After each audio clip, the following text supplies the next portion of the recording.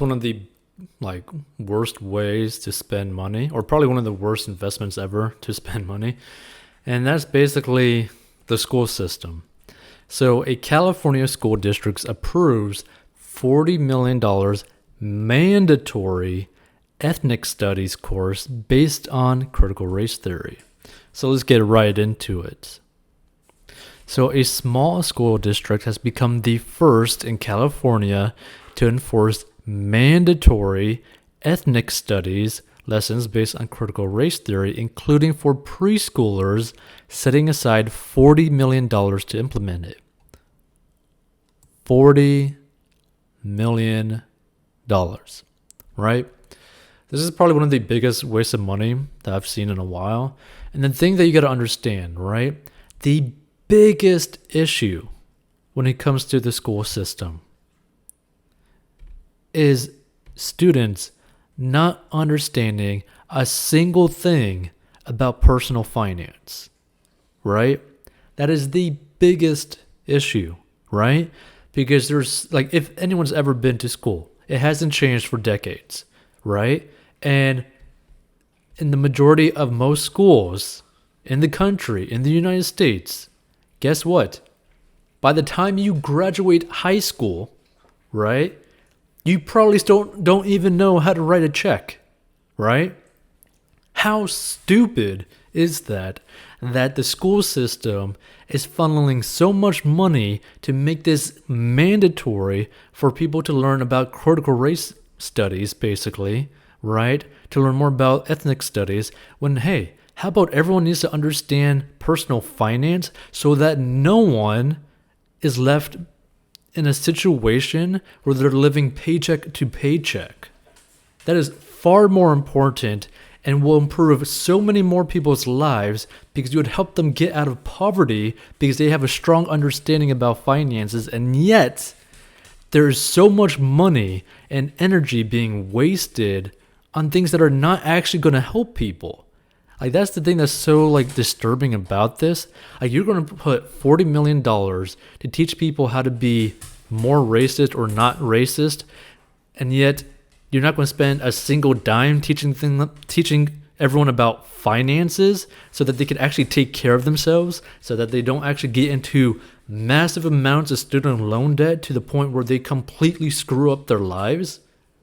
No, that's not important. You're just going to completely say like race is the most important thing in this world, period, when it's not.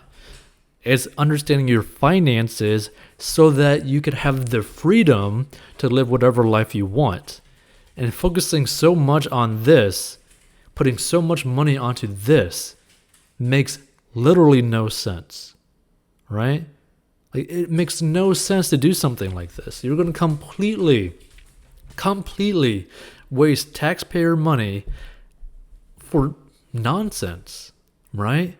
Wouldn't it make more sense to implement people's tax money into the school system that would help people get jobs by the time that they graduate, teach them about personal finance, how to build up their credit so that they could apply for a mortgage on a home, so that they could, take care of investments, so that they could retire eventually, so that they never have to live paycheck to paycheck, so that they don't have to be struggling in poverty, so that they could actually afford to buy themselves meals, so that they could actually take care of their kids when they end up having kids in the future, if they have kids, right? So that they could pay for their own education out of pocket without getting into massive amounts of student loan debt.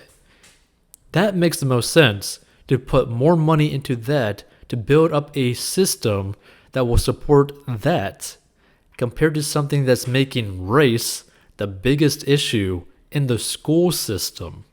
Why are you making race a big issue in the school system?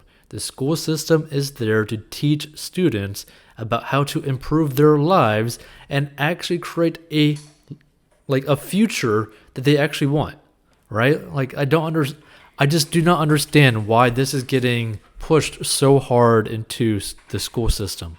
Like, it makes no sense. And this kind of goes to show to anyone who ends up stumbling upon this in the future, is like, they're shoving so much money into something like this, which means that they know that they could actually fix the financial issues and like poverty issues in this country, but instead they just want to be part of like some tribe and think that, their thoughts are the most important, when like you could put all this money and literally help people get out of poverty, right? So that they never repeat the cycle that their parents might end up getting into, where they're like living in trailer parks and like basically shooting up, or basically not having any money to their name, or basically having so much debt compared to how much they bring in, right? Like simply changing someone's financial situation can dramatically change the rest of their life, right? Because having money in the bank, living below your means, can drastically change the trajectory of your life, because you're less likely to commit crimes, you're less likely to get involved in high risk situations, you're more likely to have a stable life, you're more likely to have a stable mental health situation, you're more likely to be a decent person in society, contributing to society. By the way, if you're listening to like some crunching noises, that is a husky eating bones. But either way, like it just doesn't make any sense to shove so much money into something like this. Like it's so bad.